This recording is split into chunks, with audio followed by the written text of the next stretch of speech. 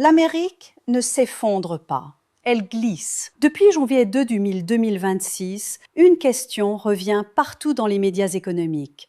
Quand est-ce que ça va vraiment s'effondrer? Je vais vous dire quelque chose que la plupart des analystes refusent de dire. Ce moment n'arrivera probablement jamais. Pas parce que tout va bien, pas parce que l'économie américaine est solide, mais parce que les crises modernes ne tombent pas du ciel un mardi matin. Elles glissent, millimètre par millimètre, facture par facture. Et le jour où vous comprenez que ça a basculé, ça fait déjà 10 ans que c'est le cas. Regardez les indicateurs officiels américains aujourd'hui. PIB en hausse, chômage sous 5%, marchés qui tiennent. Et pourtant, les défauts de paiement sur carte de crédit sont à un niveau record. Les retards de plus de 90 jours sur les prêts automobiles, record. La dette totale des ménages américains vient de franchir les 18 000 milliards de dollars.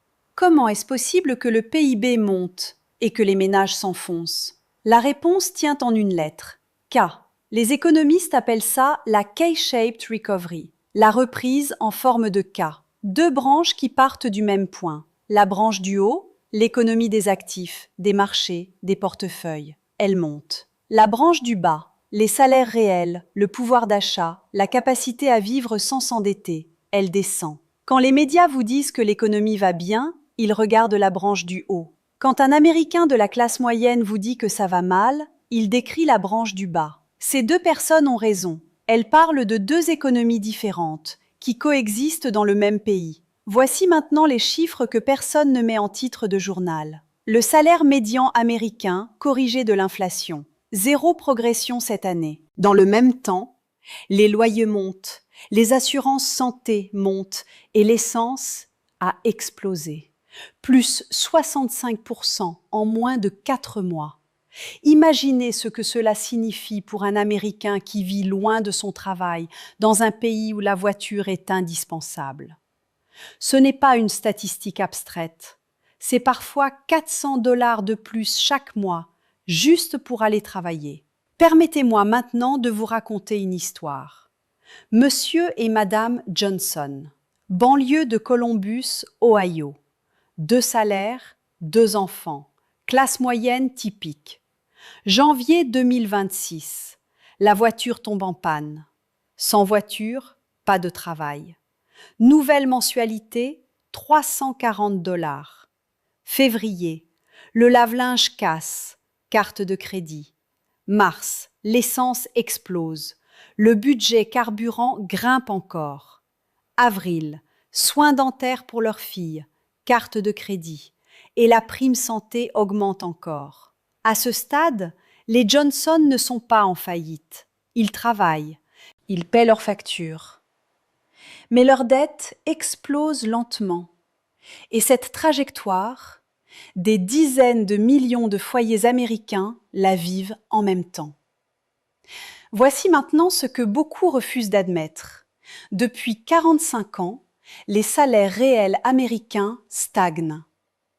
Pour maintenir la consommation, le système a encouragé l'endettement. Cartes de crédit, prêts automobiles interminables, crédits étudiants massifs. La dette n'est pas un bug du système américain, c'est le système. Et cela fonctionne jusqu'au moment où les taux montent. Depuis 2022, le coût du crédit a explosé. Les mêmes ménages, les mêmes revenus, mais des intérêts multipliés par 3 ou 4. C'est une falaise, et des millions de familles s'en approchent. Vous vivez peut-être en France, en Belgique, au Québec. Alors pourquoi cela vous concerne? Parce que l'économie américaine influence le monde entier. Le pétrole, le dollar, les taux, la consommation mondiale. Quand l'Amérique ralentit, le reste du monde finit toujours par le sentir. Alors où va-t-on maintenant? 3 scénarios.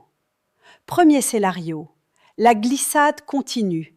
Pas d'effondrement spectaculaire, juste une dégradation lente mais continue. Deuxième scénario, un point de rupture financier, des banques régionales fragilisées, une correction brutale des marchés.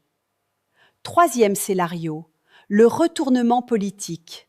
Parce qu'à chaque fois que la pression économique devient insupportable, elle finit par devenir politique.